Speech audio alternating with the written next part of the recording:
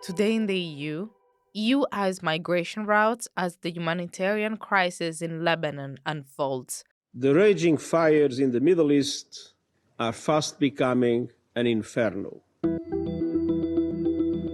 EU foreign ministers discussed this week the possibility of incoming migrant flows to the bloc amid concerns over Israel's ground offensive in southern Lebanon. In the country, more than 1 million people have been displaced so far, according to the Lebanese government, with around 1 in 10 having fled to Syria. To cope with the unfolding humanitarian emergency, the Lebanese Prime Minister, Najib Bikati, has appealed for 400 million in aid. Hello and welcome. I'm your host, Giada Santana, and this is Today in the EU. Today, I am talking to politics reporter Nicoletta Ionta. Hi, Nico. Hi, Giada. We're here to discuss the situation rapidly unfolding in the Middle East. As we're recording this chat, it's Wednesday afternoon. Can you talk us through the military developments on the ground in Lebanon? So, yes, we're basically in a new phase of the conflict between Hezbollah and Israel. To take a step back, Saturday, the leader and one of its founding members, the founding member of Hezbollah, Nasrallah, was killed in an Israeli airstrike in the southern suburb of Beirut, the capital of Lebanon. And then between Monday night and Tuesday, Israel launched a ground operation, basically, in the south of Lebanon with infantry and armored troops. And according to Reuters, the group's media chief, Mohammed Afif, said basically that those battles are just the first round. The group had basically enough weapons and ammunition to push back Israel. Of course, this is an escalation. We're looking at an escalation of the conflict. And currently, as we speak, the UN Security Council is meeting and is discussing on the situation. It's high time to stop the sickening cycle of escalation after escalation that is leading the people of the Middle East straight over the cliff.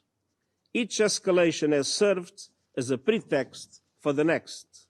This deadly cycle of tit-for-tat violence must stop. Israel asked UNIFIL, the UN troops in Lebanon, to relocate, but Guterres has said in a statement that the troops should stay there. So far, more than 100,000 people have fled to Syria due to the conflict. Is the EU worried? So this was a question that we had a couple of days ago, and we were wondering whether the EU could experience a possible challenge. The European Commission has, of course, confirmed that the EU is in close touch with the Lebanon government and that is working on the situation. And it was already discussed on Monday at the EU Foreign Affairs Ministers' Council. This is, of course, a regional migration issue, and I've also spoken with some experts that were very cautious and when considering, of course, the potential challenges for Europe, because we still don't have much data on where these people are going or where they intend to go. Yes, of course, that's speculation. What we do know is what happened during the most recent large-scale conflict in the region back in 2016, right? Yes, the Syrian civil war favored the opening of the eastern Mediterranean route through which refugees and asylum seekers attempted to basically reach Greece and Cyprus and Bulgaria, so EU member states, in search for safety. The EU has stipulated an agreement with Turkey in 2016, the EU-Turkey agreement, which basically says that all illegal migrants crossing to Greece from Turkey will be sent back to the country. Now, in the EU, in case of high arrivals, EU member states should follow the current asylum directive. And more in particular, according to Article 43, countries can refer to the asylum directive, which allows for asylum procedures to be dealt with at the border. And also what is important to mention is that the asylum directive also says that for asylum procedures to be dealt with directly at the border. So basically, we're speeding up the process.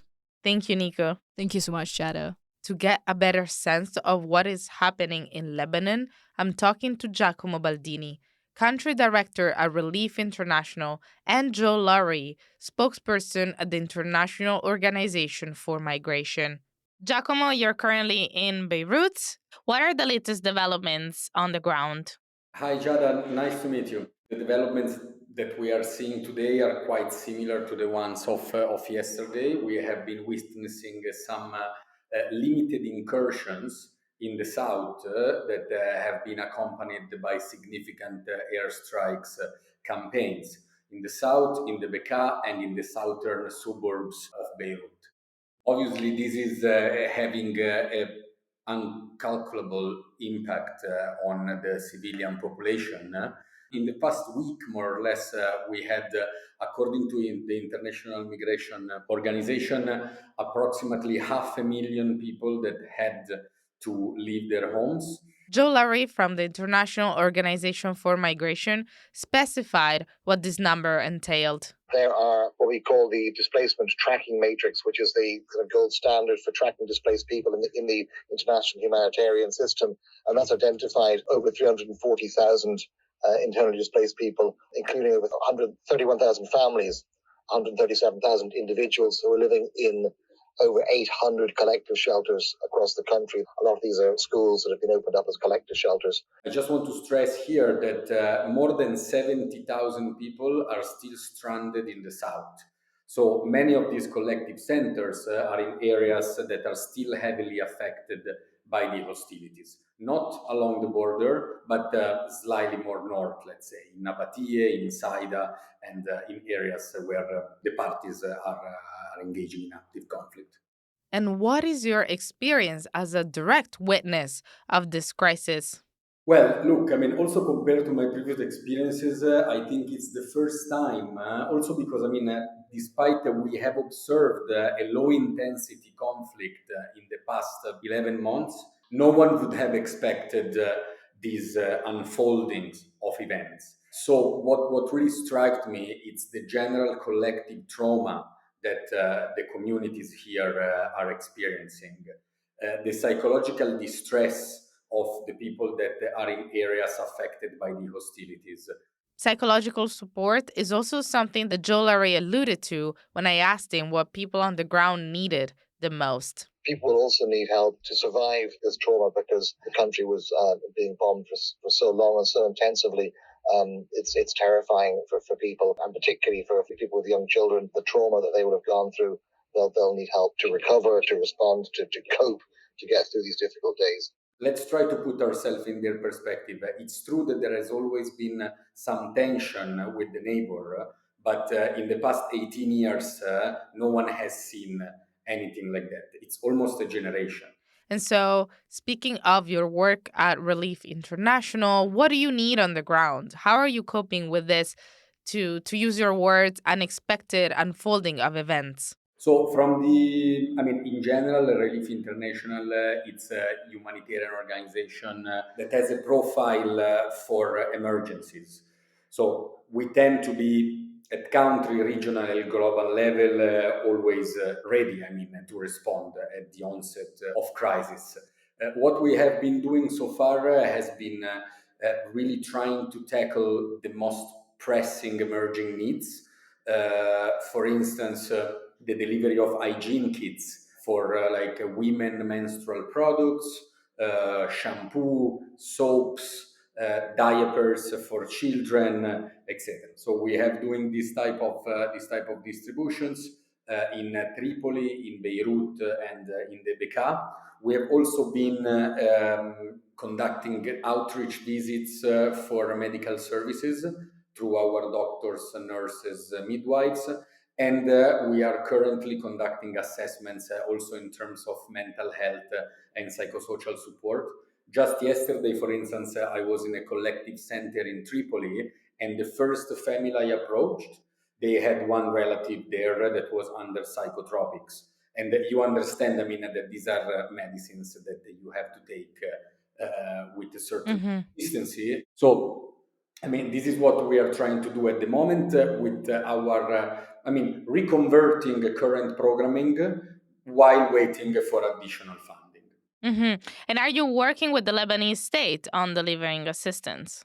We are coordinating very closely with the Minister of Social Affairs and with the Minister of Health, mainly, but also with the other sectors that are co-led by the United Nations and by the NGO community together with the ministries. So also, for instance, the Minister of Higher Education. Now we are discussing a lot on how to convert our activities to respond to the emergency. Mm-hmm. Everything is going very quickly. So coordination, it's very challenging, but at the same time, I mean, there is goodwill from all the parties involved to bring the most efficient and effective outcomes. Mm-hmm. As we've seen, many people from South Lebanon have been displaced. The Israeli army has now issued warnings asking people in South Lebanon to leave their villages immediately. Do we know how many people are leaving and where they're headed? Yeah, so I mean, unfortunately, these evacuation orders are coming basically in everywhere, not only in the south, and also in areas that were considered safe havens. So we are witnessing multiple displacement. For instance, there are areas of Mount Lebanon where communities from Dahye, from the areas of the suburbs of Beirut, have moved, and then evacuation orders have been issued also there. Sometimes they are real, sometimes it's a psychological warfare. So the situation is very confused. As I mentioned before, the numbers on displacement at the moment are approximately 500,000, and most of them come from the Bekaa or south. Where are they moving? Many of them are trying to, because I mean, we're also speaking about vulnerable communities, so with not much financial availability to afford transportation to go long distance. So many of them are trying to find shelter in areas that are deemed to be safer, also in the south, like the area of Sidon. Most of them are moving to greater Beirut, to Mount Lebanon, areas like Alei, Shuf, but also many others are fleeing to the north. I can give you an example. Yesterday I was in this collective shelter in Tripoli. There were 600 people, approximately 400, they were Syrians. So already refugees in Lebanon, extremely vulnerable, that now have to flee again and that probably do not want to go back to Syria because of obvious risks that this may entail. And so now they are again displaced in the north. So, I mean, basically in everywhere, away from the areas of the hostilities, but also in the proximity of it. Could you speak more to the bombardment of safe havens? What do you mean by that? Yeah, sure. I mean, I don't want to provide any political meaning to it, but let's say that the conflict has expanded beyond the traditional areas that have been affected in the past 11, 12 months, and also at the onset of the emergency. We had some strikes also in areas that were not expected because of different, let's say, allegiances of these areas. So this is very problematic because the population is on the move following certain trends that are becoming less predictable than before. Thank you, Giacomo Baldini and Joe Lowry. I'm Giada Santana, and this was Euractiv's Today in the EU podcast. Visit Euractiv to stay on top of the latest news, sign up for our podcast newsletter, and if you haven't subscribed yet, you can find us on Spotify, Apple Podcasts, or wherever it is that you get your podcasts. Leave us a star review on Spotify, Apple Podcasts, or your favorite streaming platform. It will really help us spread the word about our work. This podcast was produced by Miriam Sánchez Tejada, Charles Cohen, and I. See you tomorrow.